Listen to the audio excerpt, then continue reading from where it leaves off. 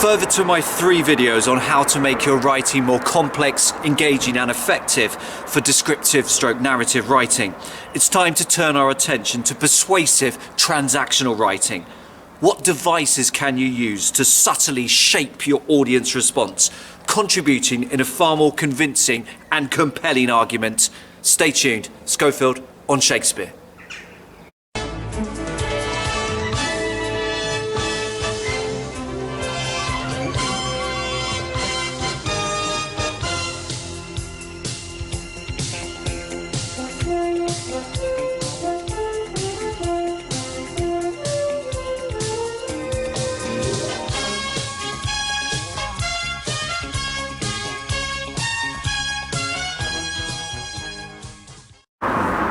A caveat before we get to the meat.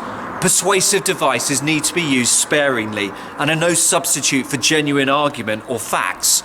Too many slick persuasive devices generally result in an argument full of style but short on substance. There is also an important distinction to be made between the Edexcel, AQA and CIE exam boards. Edexcel and AQA have a specific question in which you are encouraged to write persuasively using your own prior knowledge.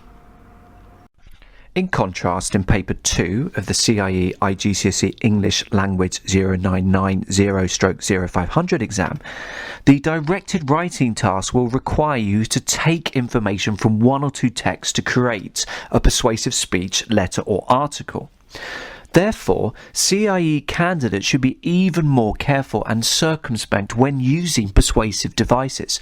Don't let this distract you from taking sufficient information from the extracts, thus losing you precious reading marks. Let's get on with it and start with a question taken from a past AQA GCSE English Language exam, paper 2, question 5, November 2018. Cars are noisy, dirty, smelly and downright dangerous. They should be banned from all town and city centres, allowing people to walk and cycle in peace. Quite. Have a look at part of my response. Can you identify particular techniques which make the writing more persuasive? Press pause to read, think and jot down a few ideas. This video will resume in 5 seconds' time.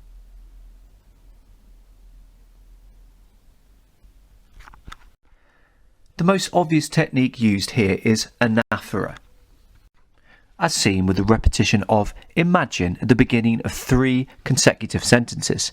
The effect of this is to help set the scene in more detail and to take plenty of time to paint a different world to the reader, a world in which cars are banned from high streets.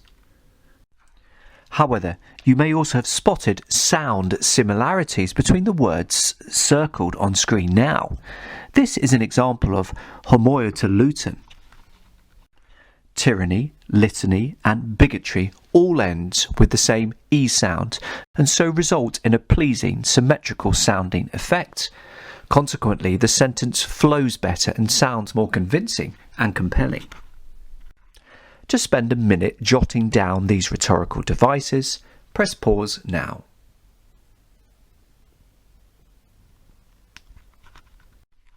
Now have a go at writing your own short paragraph, which could be part of a longer response to the task on screen. Aim to use anaphora and homoiotoluton. Grab your pen, it's pause time.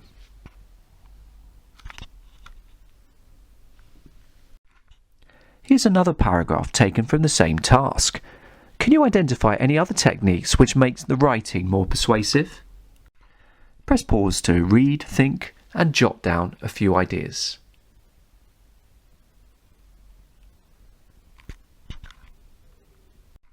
Here, in addition to the engaging, over-the-top verbs fume, writhe and squeal, note the use of anadiplosis. The first sentence ends with the word legs, and this same word kicks off the second sentence. This facilitates a development of the previous points and creates an obvious cohesive link between the sentences. Note also the use of dialysis, presenting a stark, conclusive sounding either-or scenario. Either hope or disaster. This technique can obviously work well in the final paragraph of your persuasive piece. Note also the use of imperative verbs, expect, kiss. This gives a crisp urgency to your writing. There's no time for dilly-dallying with you can expect or if you're not careful you'll have to kiss. Just expect and kiss. Spend a minute now jotting down these useful persuasive techniques. It's pause time.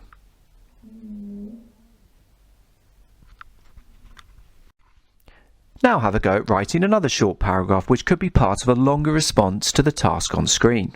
Aim to use anadiplosis, dialysis and a few imperative verbs. Grabbing your pen, press pause.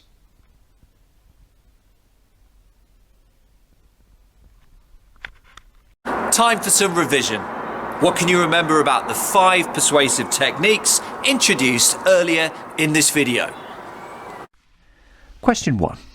What technique is used by Hamlet in the extract below as he berates his recently remarried mother? Press pause to write down your answer.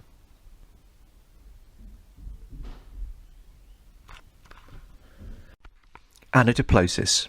Feeling is used at the end of one phrase and then again at the beginning of the next. Question 2. What technique is used by a bewildered sailor, newly awakened from an aerial-inspired sleep in The Tempest? Press pause to write down your answer.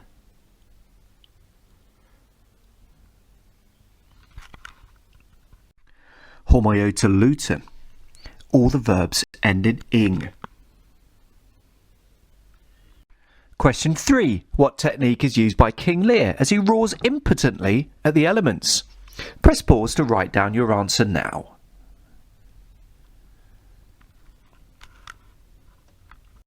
The answer is imperatives. Lear isn't asking the rain to keep on soaking him, he is ordering it to do so. Question 4. What technique is used by Othello, newly persuaded of Desdemona's infidelity by that rat Iago? Press pause to jot down your answer.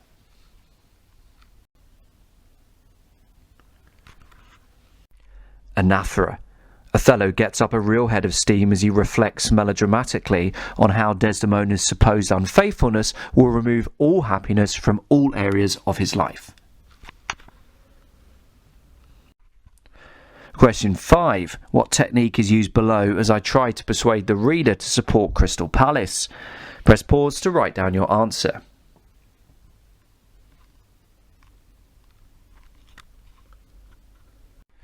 Dialysis. You can see that I'm using dialysis here to emotionally blackmail the reader, or try to, into wasting their time by going to watch almost invariably dull Palace matches. Here I am at the last Crystal Palace match before this dreadful coronavirus business kicked in.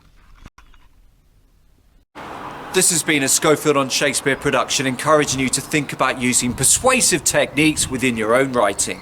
Many thanks for watching. Stay safe.